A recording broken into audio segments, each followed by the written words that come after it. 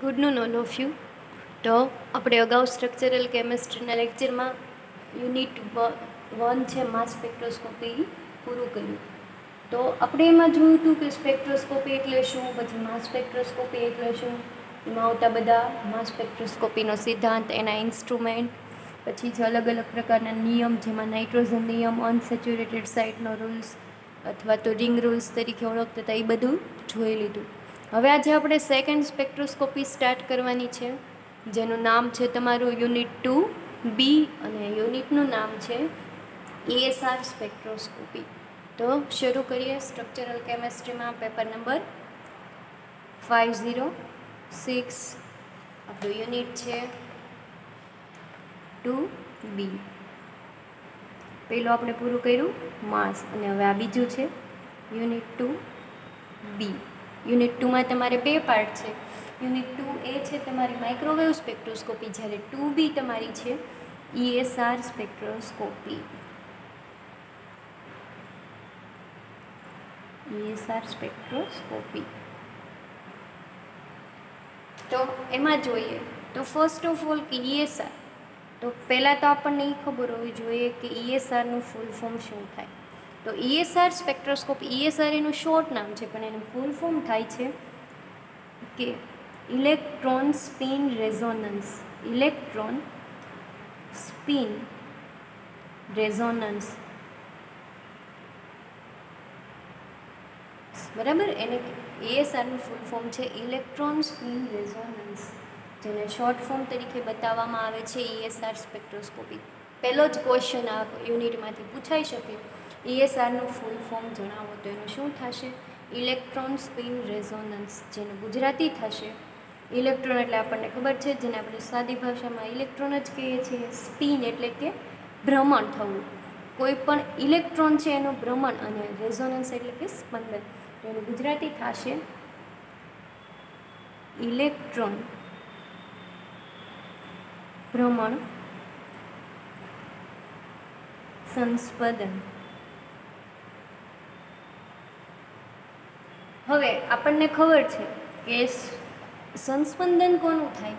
હંમેશા ઇલેક્ટ્રોનનું. ઇલેક્ટ્રોન છે એ પોતાની જે કોઈ પણ છે આ વચ્ચે આપણે શું હોય તો કે હંમેશા કેન્દ્રમાં પ્રોટોન અથવા તો ન્યુટ્રોન આવેલા હોય, અને એની આજુબાજુ છે એ શું કરતા હોય? ઇલેક્ટ્રોન છે પોતાના ગતિ માર્ગ ઉપર ભ્રમણ કરતા હોય. હવે ઇલેક્ટ્રોનનું સ્પંદન છે એ અલગ અલગ રીતે થાય. તો એના ગોળાકાર પથ ઉપર થાય, એનું વાઇબ્રેશન થાય, અથવા તો છે એ મોશન ટાઈપની ગતિ કરે, તો એ બધી છે એ ઇલેક્ટ્રોનની એક ગતિ છે.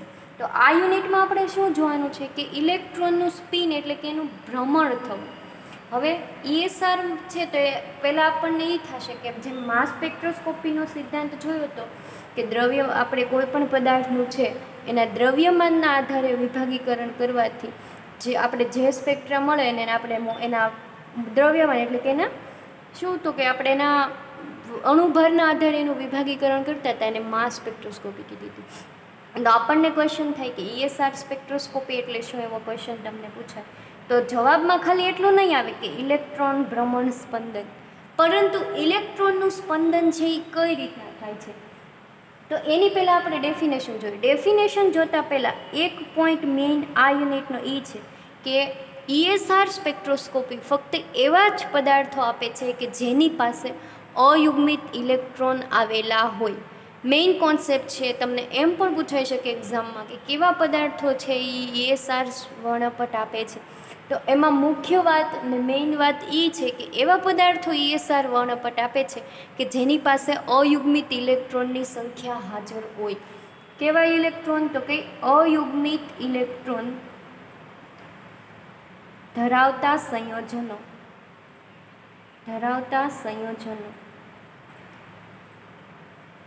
ESR વર્ણપટ આપે છે.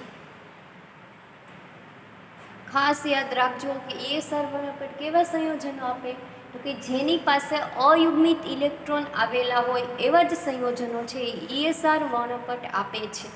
જે સંયોજનો યુગ્મિત ઇલેક્ટ્રોન ધરાવતા હોય યુગ્મિત ઇલેક્ટ્રોન ધરાવતા હોય તેઓ છે ESR વર્ણપટ આપતા ESR વર્ણપટ આપતા નથી.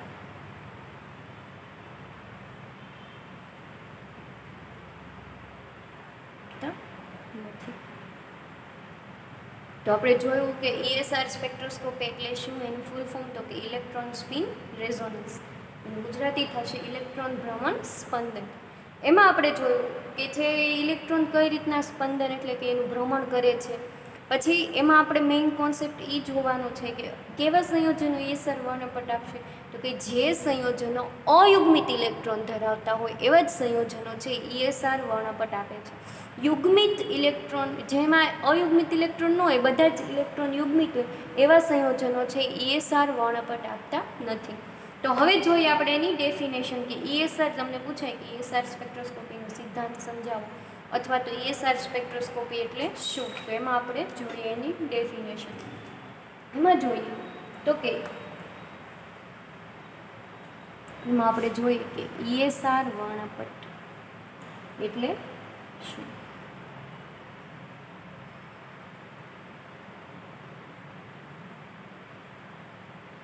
આ છે આપણો ઇન્ટ્રો, જસ્ટ કે ESR વર્ણપટનો ઇન્ટ્રો. તેની ડેફિનેશનમાં આપણે કહી શકીએ કે અયુગ્મિત ઇલેક્ટ્રોન ધરાવતા અણુ, પરમાણુ કે આયનમાં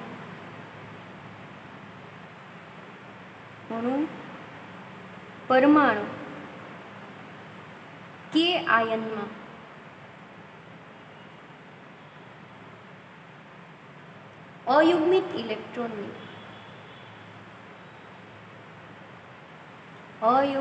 ઇલેક્ટ્રોનની સ્પિનને લીધે, સ્પિન એટલે કે ઇલેક્ટ્રોનનું ભ્રમણ થવું. હવે આમાં ભ્રમણ છે એ કોને લીધે થશે, તો કે અણુ, પરમાણુ કે આયનમાં આવેલા ઇલેક્ટ્રોનની સ્પિન એટલે કે ઇલેક્ટ્રોનના ભ્રમણના લીધે ઉદ્ભવતી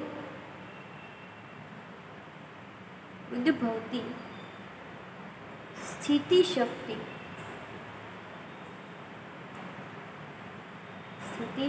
સપાટીઓમાં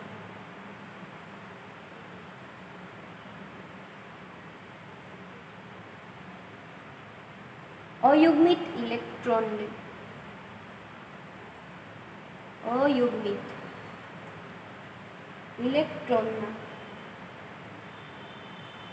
સ્પિનની સંક્રમણ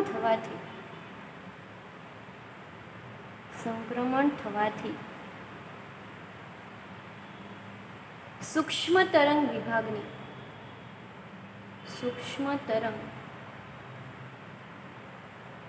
વિભાગની આવૃત્તિનું શોષણ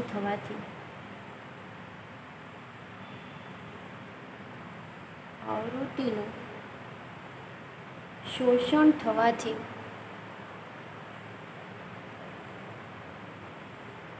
જે વર્ણપટ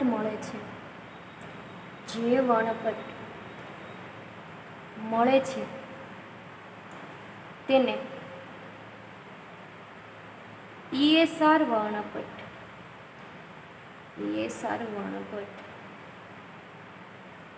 કહે છે.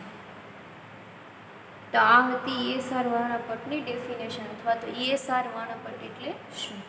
તો આપણી પાસે મેઇન પહેલાં વાત એ હતી કે ESR વર્ણપટ શેના લીધે ઉદ્ભવે, તો કે અયુગ્મિત ઇલેક્ટ્રોનના લીધે. તો એમાં જોયું કે અયુગ્મિત ઇલેક્ટ્રોન ધરાવતા અણુ, પરમાણુ કે આયનમાં કોની સ્પિનના લીધે, તો કે અયુગ્મિત ઇલેક્ટ્રોનની સ્પિનને લીધે ઉદ્ભવતી સ્થિતિશક્તિ સપાટીઓમાં. હવે આપણી પાસે શક્તિ સપાટીઓ હોય, બે પ્રકારની શક્તિ સપાટીઓ હોય, કાં તો ઊંચી ઉર્જા ધરાવતી શક્તિ સપાટીઓ અથવા તો નીચી ઉર્જા ધરાવતી શક્તિ સપાટીઓ. હવે ઇલેક્ટ્રોનનું ભ્રમણ થશે, કાં તો એ જો એનર્જી એની પાસે વધારે છે તો એ ક્યાં જશે, ઊંચી શક્તિ સપાટીમાં, અને જો એનર્જી એની પાસે ઓછી હશે તો નીચી શક્તિ સપાટીઓમાં. એટલે કે ઉદ્ભવતી સ્થિતિ શક્તિ સપાટીઓમાં કોના લીધે થશે ભ્રમણ, તો કે અયુગ્મિત ઇલેક્ટ્રોનના સ્પિનનું સંક્રમણ થવાથી હવે જ્યારે સંક્રમણ થાય છે, કોઈ વર્ણપટ છે આપણને એમ એની જાતે કંઈ ઇલેક્ટ્રોનના લીધે તો મળવાનું નથી. ક્યારે મળશે? કે જ્યારે તમે ઇલેક્ટ્રોનનું ભ્રમણ થતું હોય અણુ, પરમાણુ કે આયન ઉપર, ત્યારે તમે એના ઉપર કોઈ પણ તરંગ અથવા તો ફોટોન, આપણે કે એના ઉપર વીજ ચુંબકીય તે ઓલામાં કેમ આપણે માસ સ્પેક્ટ્રોસ્કોપીમાં જે દ્રવ્યમાન આના ઉપર આપણે ઇલેક્ટ્રોન વોલ્ટ પ્રક્ષેપ કરતા હતા, કે જેમાં 15 ઇલેક્ટ્રોન વોલ્ટવાળી બેટરી, પછી છે એના ઉપર 70 ઇલેક્ટ્રોન વોલ્ટવાળી બેટરી, એટલે એનું ફ્રેગમેન્ટેશન એટલે કે વિભાજન થતું હતું. તો આમાં પણ હવે ઇલેક્ટ્રોનની સ્પિનને અલગ પાડવા માટે આપણે એના ઉપર ક્યાંક વસ્તુ તો પસાર કરવી પડશે ને. એના માટે એને એનર્જી વધારે કે ઘટાડવા માટે આપણે ક્યાંક તો કે એના માટે શું જોશે? તો કે સૂક્ષ્મ તરંગ વિભાગની આવૃત્તિનું, સૂક્ષ્મ તરંગ વિભાગના કિરણો છે એ કોના ઉપર પડવાના છે? આપણે જે અયુગ્મિત ઇલેક્ટ્રોન ધરાવતો અણુ, પરમાણુ કે આયન લીધો છે એના ઉપર. હવે આ બધી વસ્તુ છે એ ક્યાં જોવા મળશે? તો કે કોઈ ઇન્સ્ટ્રુમેન્ટલમાં જોવા મળશે. કંઈ આપણે આમનામ તો છે કંઈ ખુલ્લી હવામાં તો કોઈ પ્રેક્ટિકલ કરવાના નથી. તો એ ક્યાં થશે? કોઈ ઇન્સ્ટ્રુમેન્ટલ લેવલે. જ્યારે તમે અયુગ્મિત ઇલેક્ટ્રોન ધરાવતો પદાર્થ છે, અણુ કોઈ પણ, એને તમે તમારા ઇન્સ્ટ્રુમેન્ટમાં મૂકો, પછી એના ઉપર શું કરીશું? તો કે સૂક્ષ્મ તરંગ વિભાગની આવૃત્તિ પસાર કરો, એટલે ઇલેક્ટ્રોન પોતાના ઉર્જા શક્તિ સ્તર પ્રમાણે શું કરે? તો કે સૂક્ષ્મ તરંગ વિભાગની આવૃત્તિનું શોષણ કરે. સૂક્ષ્મ તરંગ વિભાગની આવૃત્તિ એટલે કોઈ બીજું એનો મિનિંગ નથી લેવાનો, પણ અમુક છે એ આવૃત્તિ નક્કી થયું હોય કે આટલા હર્ટ્ઝથી આટલા હર્ટ્ઝ સુધીની આવૃત્તિ છે. માનો કે આપણે 100 હર્ટ્ઝથી તે 200 હર્ટ્ઝ સુધીની આવૃત્તિને એવું કહી દે કે સૂક્ષ્મ તરંગ વિભાગની આવૃત્તિ છે. તો એવી રીતના સ્પેસિફિક રીતે નક્કી થયેલી આવૃત્તિ, જેને આપણે નામ આપ્યું હોય કે સૂક્ષ્મ તરંગ વિભાગની આવૃત્તિ, તો એ એટલી જ છે એ કેપેસિટી ધરાવતા કિરણો તમે એના ઉપર આપાત કરો. કોના ઉપર? તો કે આપણે અયુગ્મિત ઇલેક્ટ્રોન ધરાવતા અણુ, પરમાણુ કે આયન ઉપર આપાત કરો, એટલે એ આવૃત્તિનું શું કરે? ઇલેક્ટ્રોન છે એ શોષણ કરે. અણુ, પરમાણુ કે આયનમાં એવી તો વસ્તુ હોય ને કે જે કાં તો કોઈ પોતે ઇલેક્ટ્રોન મેળવે અથવા તો ગુમાવે. હવે આપણે યુગ્મિત ઇલેક્ટ્રોન ધરાવતા સંયોજનો નથી લીધા, પણ કેવા લીધા છે? અયુગ્મિત ઇલેક્ટ્રોન ધરાવતા. એટલે એકાદો ઇલેક્ટ્રોન એમાં એવું હશે કે જેમાં અયુગ્મિત હશે, એટલે એ પોતાની એનર્જી ગેપ પૂરો કરવા એ શું કરશે? તો કે કોઈ પણ પ્રકારની આવૃત્તિનું શોષણ કરશે. તો એ સૂક્ષ્મ તરંગ વિભાગની આવૃત્તિનું શોષણ થવાથી આપણને એક પ્રકારનું શું થાય કે હવે ઇલેક્ટ્રોન છે એ કોઈ આવૃત્તિનું શોષણ કરે. માનો કે એની પાસે ઉર્જા છે ત્યારે એ નીચા લેવલમાં છે કે નીચી શક્તિ સપાટી ધરાવતી, પરંતુ જ્યારે સૂક્ષ્મ તરંગ વિભાગની આવૃત્તિનું શોષણ કરશે એટલે એની પાસે ક્યાંક એનર્જી આવશે, એટલે એ શું કરશે કે સંક્રમણ કરશે. નીચી શક્તિ સપાટીમાંથી ક્યાં જશે? ઊંચી શક્તિ સપાટીમાં. તો એ શોષણ થયું અને આપણને એક છે એ વર્ણપટ મળ્યો, એને આપણે શું નામ આપ્યું? ESR વર્ણપટ કહે છે. તો આ હતી કે ESR વર્ણપટની ડેફિનેશન, કે અયુગ્મિત ઇલેક્ટ્રોન ધરાવતા અણુ, પરમાણુ કે આયનમાં અયુગ્મિત ઇલેક્ટ્રોનની સ્પિનના લીધે ઉદ્ભવતી સ્થિતિ શક્તિ સપાટીઓમાં અયુગ્મિત ઇલેક્ટ્રોનની સ્પિનનું સંક્રમણ થવાથી. ખાસ યાદ રાખજો કે આમાં તમારે કોનું સંક્રમણ થાય છે? તો કે અયુગ્મિત ઇલેક્ટ્રોનની સ્પિનનું સંક્રમણ થવાથી સૂક્ષ્મ તરંગ વિભાગની આવૃત્તિનું શોષણ થવાથી જે વર્ણપટ મળે એને કયું નામ આપ્યું આપણે? ESR વર્ણપટ કહે છે. અને પછીનો મેઇન એક હજી કોન્સેપ્ટ કે જે પદાર્થમાં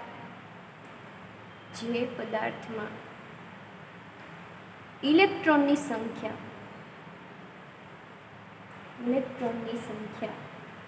એકી હોય, અથવા તો એને શું બીજું કહીએ કે અયુગ્મિત હોય,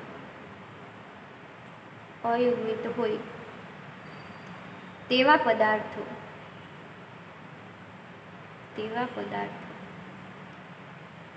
ESR વર્ણપટ આપે છે. તો આ થઈ ગઈ કે ESR વર્ણપટ એટલે શું અને કેવા પદાર્થો છે ESR વર્ણપટ આપે. તમને એમ પણ શોર્ટ ક્વેશ્ચનમાં પૂછાય કે કેવા સંયોજનો છે ESR વર્ણપટ આપે.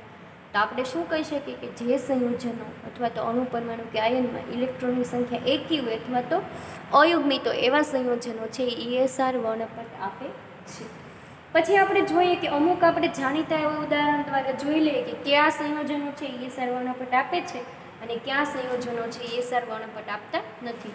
તો એમાં જોઈએ કે આપણે પહેલું જોઈએ તો કે ESR વર્ણપટ આપતા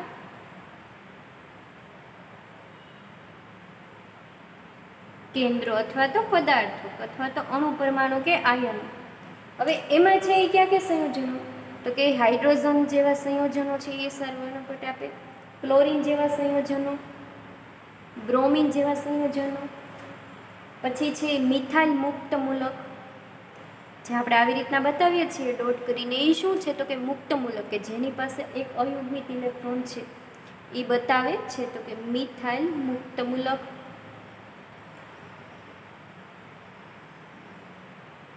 પછી છે એ ફિનાઇલ મુક્ત મૂલક C6H5, જે છે એને શું નામ આપીએ આપણે એને?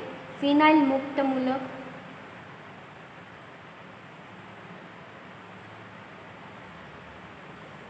પછી છે સોડિયમ, લિથિયમ અને ફોસ્ફરસ, જે આ બધા છે સંયોજનો ESR વર્ણપટ આપે છે. એમાંથી આપણે કેટલાના હાઇડ્રોજન છે, મિથાઇલ મુક્ત મૂલક છે, ફિનાઇલ મુક્ત મૂલક છે, એ બધાના વર્ણપટ આપણા સિલેબસમાં ઇન્ક્લુડ છે, જે આ ટોપિકમાં, તો એ આપણે બધા અલગ અલગ જોશું. પણ એક પછી એક પોઈન્ટ વાઇઝ પહેલાં આપણે આખા યુનિટનું કે ESR વર્ણપટ એટલે શું છે એના વિશે માહિતી મેળવી લઈએ, પછી છે એ સંયોજનોના ESR વર્ણપટ જોશું.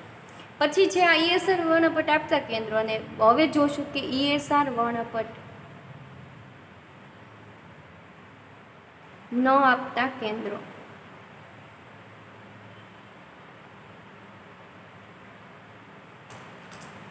એમાં જોઈએ તો કે H+, હવે H+ છે એ શું કરે છે, જે પોતાની પાસે ઇલેક્ટ્રોન છે એ ગુમાવી દે છે ત્યારે એના ઉપર H+ પોઝિટિવનો ચાર્જ આવશે, એટલે H+ સંયોજનો જે હોય એ સંયોજનો છે એ ESR વર્ણપટ આપતા નથી. પછી H2 છે તો એમાં પણ છે બે હાઇડ્રોજન છે એ જોડાય અને H2 નો અણુ બનાવે છે, તો એ સંયોજનો છે એ પણ ESR વર્ણપટ આપતા નથી. પછીનું છે કે HCl, helium, Cl2, P4, Na+, CH4 જેવા સંયોજનો છે ESR વર્ણપટ આપતા નથી. ઇન શોર્ટ આપણે એ વસ્તુ યાદ રાખવું જરૂરી છે કે જે સંયોજનોમાં અયુગ્મિત ઇલેક્ટ્રોન હશે એ સંયોજનો ESR વર્ણપટ આપે છે, જેમાં યુગ્મિત સંયોજનો છે ઇલેક્ટ્રોન છે એ સંયોજનો ESR વર્ણપટ આપતા નથી. આ જસ્ટ આપણી ઇન્ફોર્મેશન માટે કે આમ નોર્મલી કે આટલા સંયોજનો છે એ ESR વર્ણપટ આપે છે, જ્યારે આ ટાઈપના સંયોજનો છે ESR વર્ણપટ આપતા નથી. બીજા ઘણા એવા સંયોજનો છે કે આના સિવાયના કે આના સિવાયના જે ESR વર્ણપટ આપતા હોય અને ન પણ આપતા હોય, એવું જરૂરી નથી કે આટલા જ સંયોજનો છે એ સ્પેસિફિક છે. આના સિવાયના બીજા ઘણા પણ સંયોજનો હોઈ શકે. આ તો જસ્ટ કે આપણે એક્ઝામ્પલ તરીકે આટલા સંયોજનોના અહીંયા લીધા છે. હવે નેક્સ્ટ પોઈન્ટ આપણે જોઈએ તો હવે આપણે જોશું કે ESR વર્ણપટનો સિદ્ધાંત સમજાવો. આપણે જોઈ લીધું કે ESR વર્ણપટ એટલે શું. હવે આપણે જોવાનું છે કે ESR વર્ણપટનો સિદ્ધાંત. તો નવો ટોપિક જોઈએ તો કે ESR વર્ણપટનો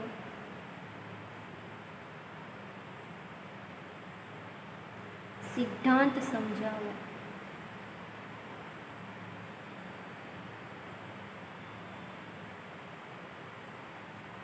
સિદ્ધાંત સમજાવો. એના સિદ્ધાંતમાં આપણે જોશું કે શક્તિ સપાટીઓ છે એ કઈ રીતના જોવા મળે અને કયા સિદ્ધાંત ઉપર છે ESR વર્ણપટ કાર્ય કરે છે. હવે આપણે જોયું હતું કે અયુગ્મિત ઇલેક્ટ્રોનની સ્પિનનું સંક્રમણ થવાથી, હવે સ્પિન એટલે કે ભ્રમણ કક્ષા બે પ્રકારની આપણે જોઈ ગયા. હવે સ્પિન છે ને આપણે ક્વોન્ટમ માર્ક S તરીકે બતાવીએ. આપણે આમાં છે એ સ્પિન ક્વોન્ટમ માર્ક તરીકે લેશું MS, જેને આપણે શું કહીશું સ્પિન ક્વોન્ટમ માર્ક. હવે કોઈ પણ ઇલેક્ટ્રોનની સ્પિન હોય એક બે પ્રકારના મૂલ્ય ધરાવતી હોય, એને આપણે બતાવીએ છીએ ±1/2. હવે એ બે પ્રકારની સ્પિન હોય, ±1/2 એટલે કાં તો એ છે એ +1/2 સ્પિન ધરાવતી હોય અથવા તો છે એ -1/2 સ્પિન ધરાવતી હોય. બે પ્રકારની સ્પિન હોય, કાં તો +1/2 કાં તો -1/2. આ બે મળીને એક સ્પિન પૂરી કરે, તો આપણે હંમેશા સ્પિન ક્વોન્ટમ માર્કનું મૂલ્ય છે એ ±1/2માં હોય. તો એની બે સ્પિન હોય, કાં તો +1/2 કાં તો -1/2. એની ઉર્જા શક્તિ સપાટી પ્રમાણે જો ઉર્જા વધારે હશે તો એ +1/2 સ્પિન ધરાવશે, જો એની પાસે એનર્જી ઓછી હશે તો એ કઈ સ્પિન ધરાવશે -1/2 સ્પિન. તો સ્પિન બે પ્રકારની આવશે. આપણે જોયું હતું કે ઇલેક્ટ્રોનની સ્પિનનું સંક્રમણ થવાથી, તો પહેલાં આપણે એ જ સમજવું જરૂરી છે કે સ્પિન એટલે શું અને સ્પિનના મૂલ્યો કેટલા હોય છે. તો સ્પિન એટલે કે ભ્રમણ થવું, ઇલેક્ટ્રોનનું ટ્રાન્સફર થવું, એને શું કહીશું આપણે સ્પિન છે. તો એના મૂલ્યો ±1/2. હવે એ આ છે એ કોમન મૂલ્ય છે, પણ એ શેના આધારે નક્કી થાય? તો કે ઇલેક્ટ્રોન પાસે કેટલી ઉર્જા છે એના આધારે છે, કાં તો +1/2 કાં તો -1/2 છે એ મૂલ્ય નક્કી થાય. તો એ સિદ્ધાંત પહેલાં સમજતા પહેલાં આપણે આ જાણવું જરૂરી છે. તો હવે જોઈએ આપણે એના ડિસ્ક્રિપ્શનમાં કે કોઈ પણ ઇલેક્ટ્રોનના સ્પિન ક્વોન્ટમાંક સ્પિન ક્વોન્ટમાંક, જેને આપણે શું કયા સિમ્બોલથી બતાવશું? તો કે એમએસના મૂલ્યો ±1/2 હોય છે. કોઈ પણ ઇલેક્ટ્રોન લઈ લો, એનું સ્પિનનું મૂલ્ય હંમેશા કેટલું આવશે? ±1/2 જેટલું હોય છે. તેથી પછીનો પોઈન્ટ કહી શકીએ કે તેથી ચુંબકીય ક્ષેત્રની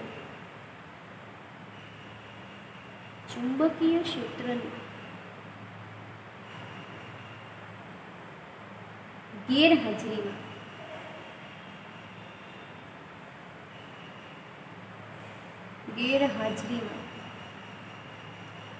ઇલેક્ટ્રોન +1/2 અને -1/2 એમ બે પ્રકારની સ્પિન ધરાવે છે.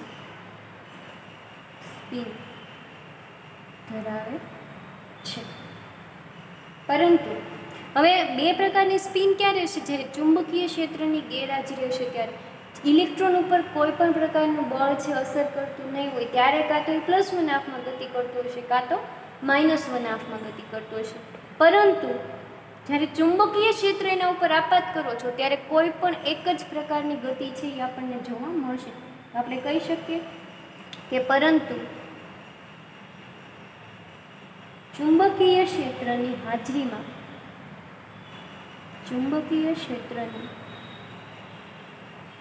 હાજરીમાં બે શક્તિ સપાટીઓ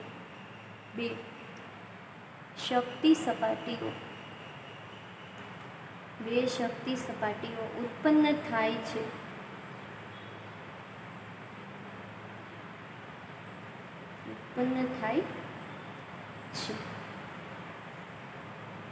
જે પૈકી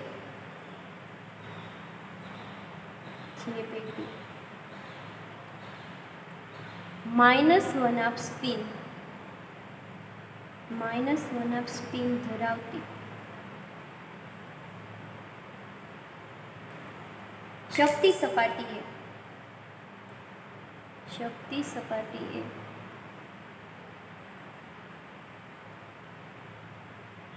ઓછી સ્થિતિ શક્તિ ધરાવતી સપાટી છે.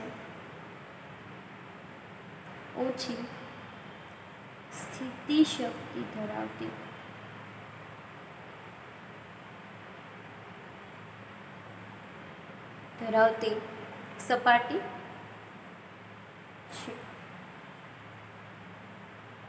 હવે -1/2 છે એની પાસે એનર્જી કેવી હોય? ઓછી હોય. એટલે આપણે એને કહી શકીએ કે -1/2 સ્પિન ધરાવતી શક્તિ સપાટી એ ઓછી સ્થિતિ શક્તિ ધરાવતી સપાટી છે. અને તેમાં ઇલેક્ટ્રોનનું સ્પિન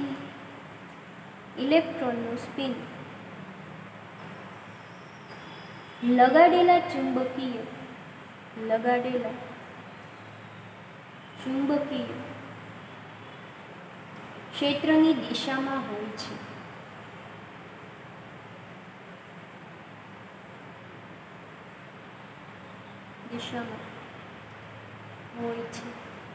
હવે શું કીધું કે કોઈ પણ ઇલેક્ટ્રોન છે એની બે શક્તિ સપાટી હોય સ્પિન ક્વોન્ટમ આંકની, +1/2 કાં તો -1/2.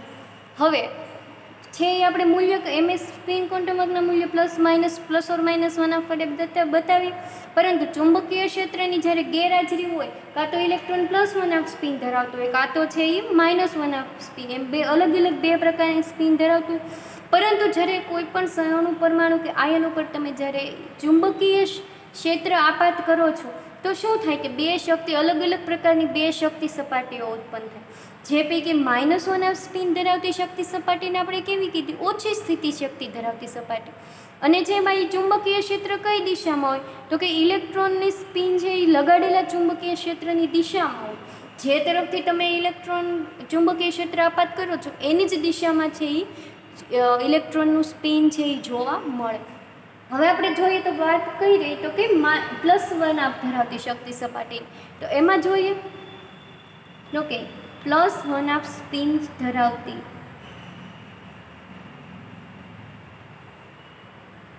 શક્તિ સપાટી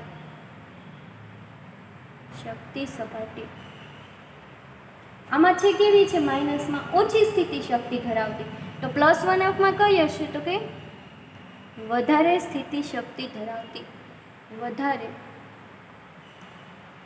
સ્થિતિ શક્તિ ધરાવતી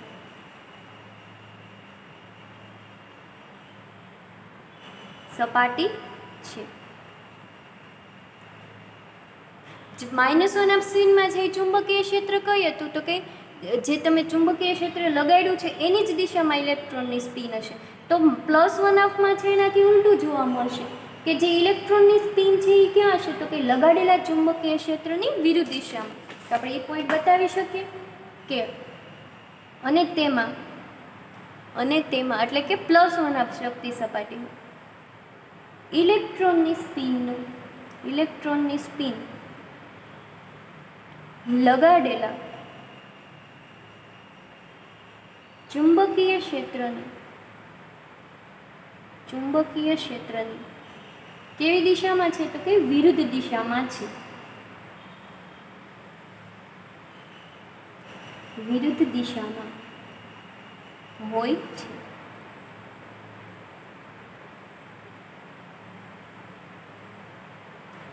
આપણે જેટલું ડિસ્ક્રિપ્શન કર્યું ને આપણે હવે ચાર્ટ દ્વારા પ્રેઝન્ટ કરીએ એટલે કે તમને ઇઝીલી છે એ સમજાઈ જાય। તો હવે આપણે એ જોઈએ કે કેવી રીતના શક્તિ સપાટી હોય અને કઈ રીતના છે એ સ્પિન ચુંબકીય ક્ષેત્રની દિશામાં છે કે ચુંબકીય ક્ષેત્રની વિરુદ્ધ દિશામાં છે એ આપણે જોઈ લઈએ। તો હવે આપણી પાસે છે એ શક્તિ સપાટીઓ કેટલી છે? 2 છે। તો 2 શક્તિ સપાટીઓને આપણે આવી રીતના બતાવી શકીએ કે આ છે તેની શક્તિ સપાટી અને આ છે એ બીજી શક્તિ સપાટી। આ 2 પ્રકારની શક્તિ સપાટીઓ થઈ। હવે જ્યારે ચુંબકીય ક્ષેત્રની ગેરહાજરી હશે ત્યારે શું હશે તો કે સ્પિન ક્વોન્ટમ આંકના મૂલ્ય ±1 જેટલું હશે। પરંતુ જ્યારે તમે એના ઉપર ચુંબકીય ક્ષેત્ર અથવા તો સૂક્ષ્મ તરંગ વિભાગની આવૃત્તિ પસાર કરો છો ત્યારે તો કે જ્યારે સૂક્ષ્મ તરંગ વિભાગની આવૃત્તિ પસાર કરો ત્યારે આપણે અહીંયા લખી શકીએ કાં તો ચુંબકીય ક્ષેત્ર અથવા તો સૂક્ષ્મ તરંગો આપાત કરો ત્યારે 2 પ્રકારની શક્તિ સપાટીઓ ઉત્પન્ન થાય। આપણે એવું કીધું હતું કે જેની પાસે સ્થિતિ શક્તિ ઓછી હોય -1 સ્પિન અને જેની પાસે સ્થિતિ શક્તિ વધારે હોય એ કઈ તો કે +1 સ્પિન। તો હવે આપણે જોઈ શકીએ કે નીચે શક્તિ સપાટી કઈ છે અહીંયા, તો એ કઈ સ્પિન હશે? -1 શક્તિ સપાટી હશે અને જેની પાસે સ્થિતિ શક્તિ વધારે છે એ કઈ હશે તો કે +1 સ્પિન હશે। અહીંયા છે એનર્જી ઓછી છે આ શક્તિ સપાટી પાસે, આ શક્તિ સપાટી પાસે એનર્જી વધારે છે એટલે એને +1 કીધું અને આને છે આપણે -1 નામ આપ્યું। હવે આપણે વાત કરી કે ચુંબકીય ક્ષેત્રની દિશામાં સ્પિન હોય અથવા તો વિરુદ્ધ દિશામાં હોય। હવે આપણે ચુંબકીય ક્ષેત્ર આપાત કરશું એટલે કોઈ નીચા ઉર્જા સ્તરમાંથી જ આપાત કરશું, ડાયરેક્ટ આપણે એનર્જી ઊંચી તો નહીં આવી જાય। તો જ્યારે તમે અહીંથી ચુંબકીય ક્ષેત્ર આપાત કરો છો એટલે -1 સ્પિન છે એ કઈ હોય? ચુંબકીય ક્ષેત્રની દિશામાં। પરંતુ +1 સ્પિન છે એ કઈ હશે તો કે એનાથી ઉલટી છે। કઈ દિશામાં છે તો કે એનાથી વિરુદ્ધ દિશામાં। એટલે આપણે બતાવ્યું કે -1 સ્પિન છે એ નીચી શક્તિ સ્થિતિ ધરાવતી સપાટી છે અને એની જે ઇલેક્ટ્રોનની સ્પિન છે એ કઈ છે તો કે લગાડેલા ચુંબકીય ક્ષેત્રની દિશામાં છે। જ્યારે +1 સ્પિન છે એ તો કે ઊંચી સ્થિતિ શક્તિ ધરાવતી સપાટી છે અને એમાં છે ઇલેક્ટ્રોનની સ્પિન કઈ છે તો કે લગાડેલા ચુંબકીય ક્ષેત્રની વિરુદ્ધ દિશામાં છે। તો આટલું જે આપણે ડિસ્ક્રિપ્શન કર્યું એ આપણે આ ચાર્ટ રૂપે બતાવી શકીએ। હવે છે આ 2 શક્તિ સ્તર વચ્ચે ક્યાંક ઉર્જાનો તફાવત તો હશે, તો આપણે બતાવી શકીએ કે આમ બંને શક્તિ સપાટીઓ વચ્ચે શક્તિ અથવા તો એનર્જી, કૌંસમાં એનર્જી આપણે બતાવી શકીએ. એનર્જીનો તફાવત. હવે આ બે વચ્ચે ક્યાંક ગેપ તો છે ને, કારણ કે આ નીચી ઉર્જા શક્તિ ધરાવતી સપાટી છે, જ્યારે આ ઊંચી ઉર્જા શક્તિ ધરાવતી સપાટી છે. તો બંને વચ્ચે છે એ ઉર્જાનો તફાવત તો ક્યાંક જોવા મળશે.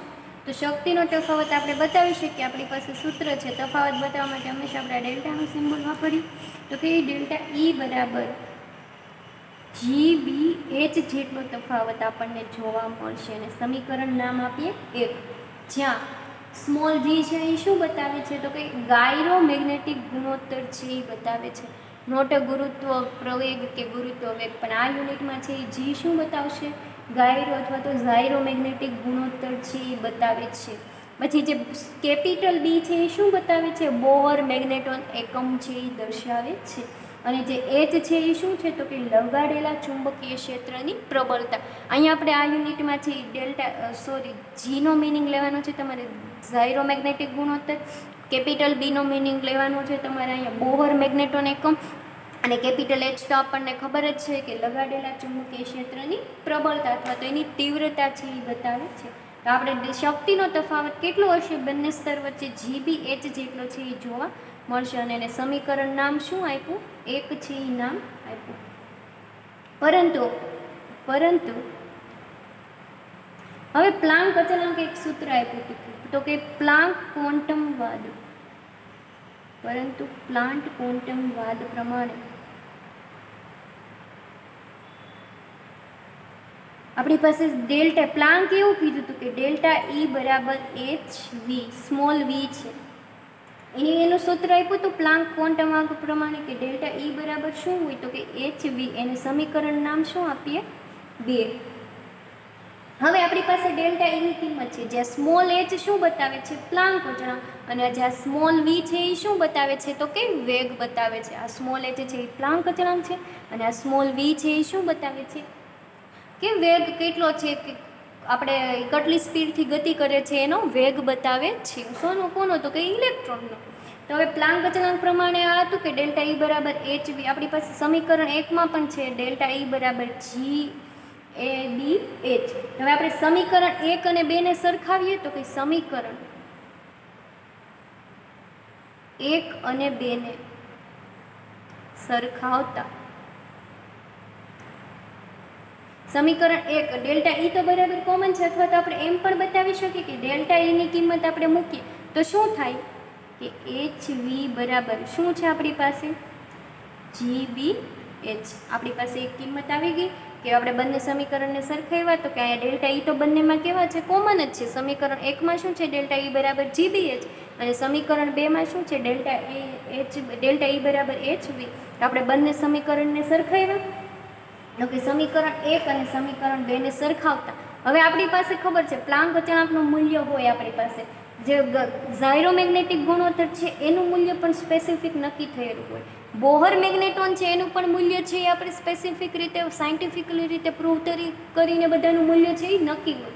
પછી ચુંબકીય ક્ષેત્રની પ્રબળતા આપણને ખબર હોય કે આપણે કેટલા ઓલાથી છે એ ચુંબકીય ક્ષેત્ર આપાત કર્યું છે, આપણને એ તો ખબર હોવાની. તો હવે ખબર શું નથી આપણને? તો કે એનો વેગ છે એ આપણે શોધવાનો છે. તો વેગ શોધવા માટે આપણે વીને કરતા બનાવીએ તો સમીકરણ શું થઈ જશે? તો કે વી બરાબર GBH અપોન શું થઈ જશે? Small h. આપણે વીને શું કર્યું? કરતા બનાવ્યો. h છે એ અહીંયા હતો કે બંને સામે સામે હતા. હવે વીને કરતા બનાવવો છે તો અહીંયા h અંશમાંથી ક્યાં વયો જશે? છેદમાં. એટલે વી કરતા બની ગયો ને આપણને શું મળી જાય? કે વેગ કેટલો છે એ મળી જાય. તો જ્યારે એનો સિદ્ધાંત મુજબથી આપણે કોઈ કહે કે આ સ્પિનનો છે એ વેગ જણાવો તો એના આધારે આપણે વેગ નક્કી કરી શકીએ. આપણી પાસે શું આવી જાય વેગ માટેનું સૂત્ર કીધું?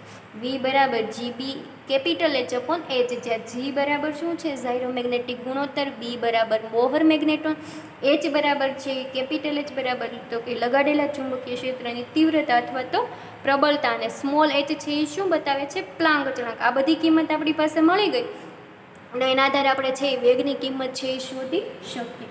તો આપણે કહી શકીએ કે સિદ્ધાંત છે એ સાબિત થઈ ગયો. તો કે જ્યાં આપણે ડિસ્ક્રિપ્શનમાં બતાવવું હોય તો ઝી બરાબર બતાવીએ કે ઝાયરોમેગ્નેટિક ગુણોત્તર ઝાયરોમેગ્નેટિક ગુણોત્તર બતાવે છે જી બરાબર, બી બરાબર છે તો કે બોહર મેગ્નેટોન,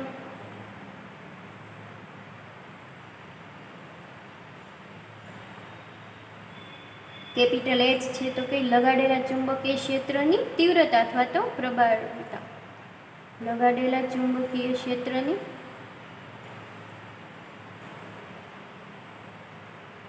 તીવ્રતા અથવા તો એની પ્રબળતા કોઈ પણ તમે કહી શકો, જ્યાં સ્મોલ એચ બરાબર શું છે તો કે પ્લાન્ક અચળાંક,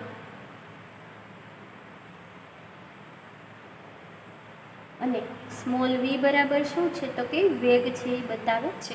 તો આપણી પાસે સિદ્ધાંત મુજબ ઉપરથી સમીકરણ આવી ગયું કે જ્યારે કોઈ પણ સંયોજનનો વેગ શોધવાનો ત્યારે આપણે સમીકરણ શું રહેશે, વી બરાબર G B H upon small H. તો આપણે કહી શકીએ કે આમ આ બે શક્તિ સપાટીઓ, આ બે એટલે કઈ શક્તિ સપાટી, +1/2 અને -1/2, આમ આ બે શક્તિ સપાટીઓ વચ્ચે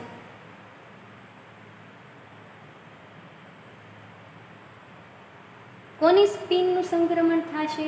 આપણને ખબર છે કે એસઆર વર્ણપટમાં અગાઉ આપણે જો વાત કરી કે કોની સ્પિન, તો કે અયુગ્મિત ઇલેક્ટ્રોનની સ્પિન, એના ઉપર વજન આપવાનું છે, એ ખાસ યાદ રાખવાનું કે ઇલેક્ટ્રોનની સ્પિન નહીં પણ અયુગ્મિત ઇલેક્ટ્રોનની સ્પિન વચ્ચે અયુગ્મિત ઇલેક્ટ્રોન સ્પિનનું, તમે ખાલી અહીંયા ઇલેક્ટ્રોન સ્પિનનું સંક્રમણ બતાવશો તો ખોટું પડશે, પણ તમારે સ્પેસિફાઈ શું કરવાનું કે અયુગ્મિત ઇલેક્ટ્રોન સ્પિનનું સંક્રમણ થવાથી અને સૂક્ષ્મ તરંગ વિભાગની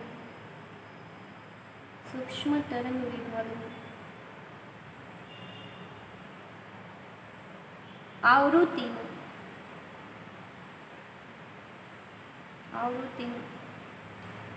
શોષણ થવાથી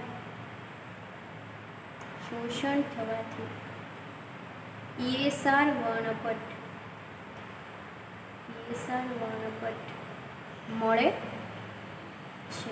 તો આ હતો કે ESR વર્ણપટનો સિદ્ધાંત, અને ESR વર્ણપટ એટલે શું, તો આપણે જોઈ લીધું કે અયુગ્મિત કોઈ પણ અણુ, પરમાણુ કે આયનમાં અયુગ્મિત ઇલેક્ટ્રોનની સ્પિનના લીધે સૂક્ષ્મ તરંગ અને અયુગ્મિત ઇલેક્ટ્રોન સ્પિનનું સંક્રમણ થવાથી અને સૂક્ષ્મ તરંગ વિભાગની આવૃત્તિનું શોષણ થવાથી જે વર્ણપટ મળે એને શું નામ આપ્યું, ESR વર્ણપટ, અને એને ફૂલ ફોર્મ શું હતું, ઇલેક્ટ્રોન સ્પિન રેઝોનન્સ, એટલે કે ઇલેક્ટ્રોન ભ્રમણ સંસ્પંદન. તો આપણે એમાં જોઈ લીધું કે ESR વર્ણપટ એટલે શું, કેવા સંયોજનો છે ESR વર્ણપટ આપે, તો કે અયુગ્મિત ઇલેક્ટ્રોન ધરાવતા સંયોજનો ESR વર્ણપટ આપે છે. અને ESR વર્ણપટનો સિદ્ધાંત કે શક્તિ સપાટીઓના મૂલ્ય છે એ કઈ રીતના જોવા મળે, ઊંચી શક્તિ સપાટી ધરાવતી +1/2, નીચી શક્તિ ધરાવતી સપાટી -1/2, અને એમાં છે એ ચુંબકીય ક્ષેત્રની દિશા કઈ રીતના હોય તો કે -1/2, એટલે કે નીચી શક્તિ ધરાવતી સપાટીમાં છે એ ચુંબકીય ક્ષેત્રની દિશામાં ઇલેક્ટ્રોનની સ્પિન હોય, જ્યારે +1/2 ઊંચી સ્થિતિ શક્તિ ધરાવતી સપાટીમાં છે એ ઇલેક્ટ્રોનની સ્પિન તો કે જો લગાડેલા ચુંબકીય ક્ષેત્રની વિરુદ્ધ દિશામાં હોય. પછી આપણે બંને શક્તિ સ્તર વચ્ચે તફાવત જોયો કે ΔE બરાબર GBH જેટલો છે એ તફાવત જોવા મળે. પછી આપણે પ્લાન્ક ક્વોન્ટમવાદ મુજબ જોયું કે એના વાદ મુજબ શું હતું તો કે એનર્જી તફાવત શેના બરાબર હોય તો કે HV બરાબર, એટલે કે પ્લાન્ક અચળાંક અને વેગ બરાબર. બંને સમીકરણને સરખાવ્યા, આપણી પાસે આ બધી કિંમત હતી, વેગની કિંમત ખબર નહોતી, તો એના આધારે આ સૂત્રના આધારે આપણે છે એ વેગ શોધી શકીએ. તો આ હતું કે ESR વર્ણપટ એટલે શું અને ESR વર્ણપટનો સિદ્ધાંત. Thank you.